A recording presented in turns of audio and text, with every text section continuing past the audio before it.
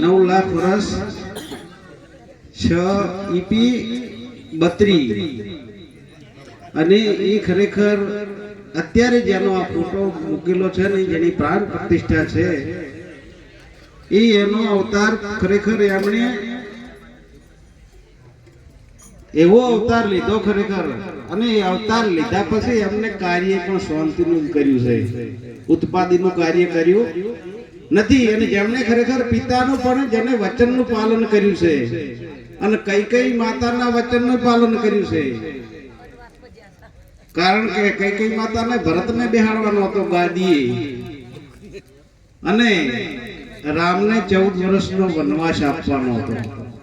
અને એ બે વધાઈ અને જેમણે ખરેખર એમનો પ્રસંગ 14 વર્ષ પૂર્ણ કર્યા પછી જેમણે ઘેર આવવાનો વારો થાય અયોધ્યા નગરીમાં અને જેને દેવ દિવાળી ઉજવવા અત્યારે તો ખરેખર અત્યારે દિવાળી જેવો માહોલ જ બની ગયો છે. અત્યારે જે અયોધ્યામાં પ્રાણ પ્રતિષ્ઠા મહોત્સવ ચાલુ છે એનો બીજો દિવસ છે. કાલે 12 ને 39 એ પ્રાણ પ્રતિષ્ઠા પૂરી થવાની છે અને એ એટલો બધો માહોલ છે, એટલો બધો માહોલ છે. તમે જુઓ દિવાળીથી અધિક કોઈ ગામ એવું નહીં હોય કે જો ધર્મના મંડપ બધે અને જે એટલો બધો ઉત્સવ છે, ભજન કીર્તન કથાઓ મોટી મોટી સપ્તાહો પણ ખરેખર બહેનો અને ભાઈઓ પણ ખરેખર મિત્રો એક શરમની વાત એવી છે કે આવો માહોલ ચાલતો હોય તો અત્યારે કાલે તમે કદાચ જોયું છે મીડિયાના માધ્યમથી કદાચ મોબાઈલના માધ્યમથી સિદ્ધપુરની વાત આવે અને જે મોમેડિયન વિસ્તાર છે ને એ ખરેખર જેનો 25 કતલખોર ને જેને કહેવાય જેનો ધંધો અને તમે લગભગ જે વોટ્સઅપ વાપરતા છો એમને બધું જોયું હશે કે રોમના મહિમા આ 3 દિવસના મહિમાને લઈને જેને 25 કતલખોરને જે હતા એ પોતે એના આગળ પણ લીધું થયું જે મોમેડિયન વિસ્તારે પણ લીધું કે આજથી આવો પ્રસંગ બનતો હોય તો આજથી રામ રાજ્યની સ્થાપના તરીકે અમે આ 25 કતલખોરો છે આજથી અમે બંધ કરો ને એવું આવેદન પત્ર પોલીસ સ્ટેશનમાં જઈને એમને આપ્યું છે. અને આપણે તો ખરેખર આવેદન પત્ર તો કોઈને આપવું એ નથી પણ દારૂની ઠેલી મત કીધું. અને આવો માહોલ કદાચ બ્રાહ્મણો હોય અને કદાચ રામના મહિમામાં આપણી બેઠા હોય તો કદાચ કોઈ જાફરી કે મિરાજ ખાતા હોય એ ઓમાં હવન કરી નાખજો એટલે રામ રાજ્યની સ્થાપના તમારામાં થઈ જાય. ત્યાં અયોધ્યા નગરીમાં તો થવાની છે ને છે પણ એનો જે વાઇબ્રેશન છે એ આપણા ગોમે ગોમ પહોંચ્યું છે ને મનુષ્ય અવતારમાં જે કોઈ બાકી ન હોય એવી જગ્યા કોઈ ખાલી નથી કે જેના છોકરાની આ વાતની ખબર ન હોય. અને અત્યારે એ રામ રાજ્યની સ્થાપના થઈ જ ગણવી તમારે પણ તમારામાં કદાચ છે ને આ વસ્તુ હોય કોઈ જાફરી ખાતું હોય, કોઈ મિરાજ ખાતું હોય, કોઈ પેલું ઊનું ગરમ પાણી પીતું હોય થેલી કેને કેવરાય એ આ વસ્તુ તમારામાંથી જશે તો રામ રાજ્યની સ્થાપના થાય ને પરત તો થવાની છે. અત્યારે કોઈ યુવાન મિત્રો વર્ગ છે ને એમણે અત્યારે આ મસાલાના બધું વધારે વપરાય છે અને તમારે કદાચ રામ રાજ્યની સ્થાપનામાં મિલન કરવું હોય તો તમારે તમારા મેળે આ વસ્તુને ત્યાગ કરવાની જરૂર છે. અને જો સુધી આ વસ્તુ આપણે ત્યાગ નહીં કરી શકો ત્યાં સુધી આ મનુષ્ય દેહ અણમણ રતન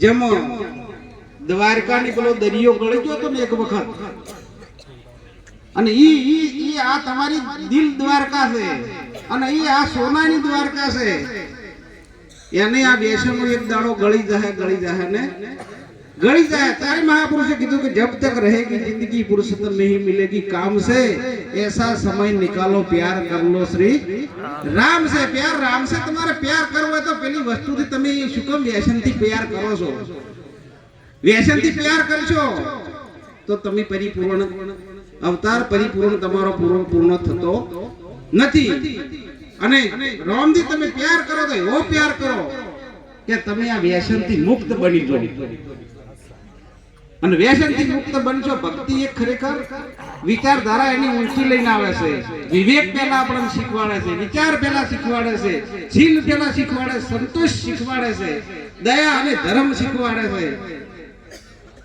પણ ભજનમાં આયા પછી કદાચ મસાલા ને ગુટકા ને બધું ચાલુ રાખે તો ઈ આપણે કોઈ લઈને જતા જો ગયા ચોય નહીં સુલાયા કોઈ નહીં. અડધી રાતે વહેલી ઉઠી કુએ પોણી ગઈ, ભજનમાં આયાની વાત છે મહાપુરુષે. અડધી રાતે વહેલી ઉઠી કુએ પોણી ગઈ, ઠાલું બીડું લઈ પાછી આવીને ભરવું ભૂલી ગઈ, વાલાને નતું દીધું તું તો ગેલી ગેલી થઈ. કારણ કે આપણી મન રૂપિયા મટુકી છે એ કદાચ સંતના શરણે જઈ અને ખાલી લઈને જશું તો આપણું કોઈ પરિવર્તન થવાનું નથી. ભલે અવતાર બેનનો હોય કે ભાઈનો હોય એનાથી કોઈ વિશેષતા નથી, પણ તમારામાં જે આત્મ તત્વ છે એ બધા હરખું છે.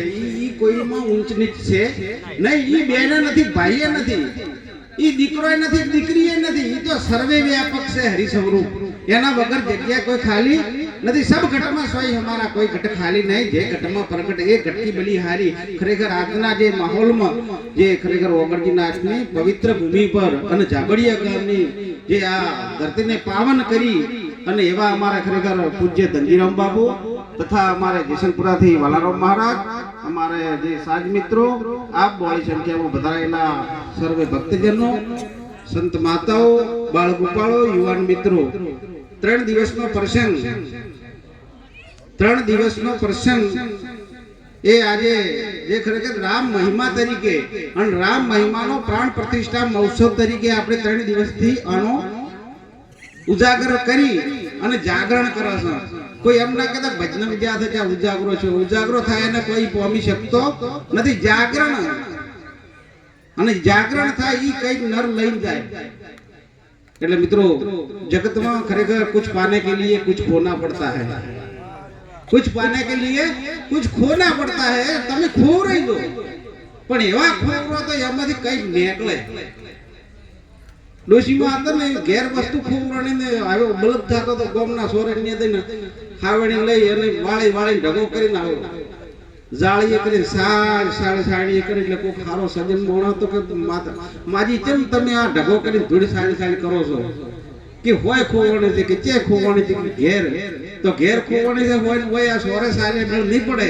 એટલે મિત્રો ખરેખર આપણે ઘેર એટલે પોતાના સમજ રૂપી ઘર છે આપણું. અને એ સમજ રૂપી ઘરમાં આપણે કદાચ કોઈ મંથન કરશે તો મેળ પડશે, નહીં ત્યારે આપણી બહાર મંથન કરવા મેળ પડશે નહીં. ત્યારે મહાપુરુષે કીધું કે હમ હે જોગી અલખ નાદી પાર ભ્રમ છે હે પારા નામ રૂપ ગુણ નહીં હમારે કબુ ન ધરું મેં અવતારા. કારણ કે તમારા નામે નથી, રૂપે નથી કે ગુણે નથી. એ અખંડ સચ્ચિદાનંદ સ્વરૂપ છે અને એ સચ્ચિદાનંદ સ્વરૂપ છે. એમાં સુતાના શબ્દના લગ્ન થાય તો આ વસ્તુ તમે પામી શકો, નહીતર પામી શકો નહીં. અને ખરેખર આ વાતને લઈને ખરેખર રામાયણનો એક મોટો પ્રસંગ છે. સીતા માતા જ્યારે ખરેખર રાવણ એમને લંકામાં લઈ જાય અને લંકામાં લઈ ગયા પછી એ જે રાવણની જે સૈનિક છે એ બહેનો એની સીતા માતાની સેવા કરે.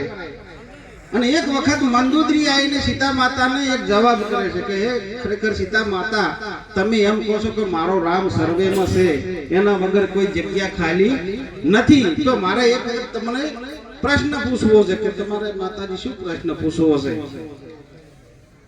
કે પૂછી લો, કશું હોતો નથી.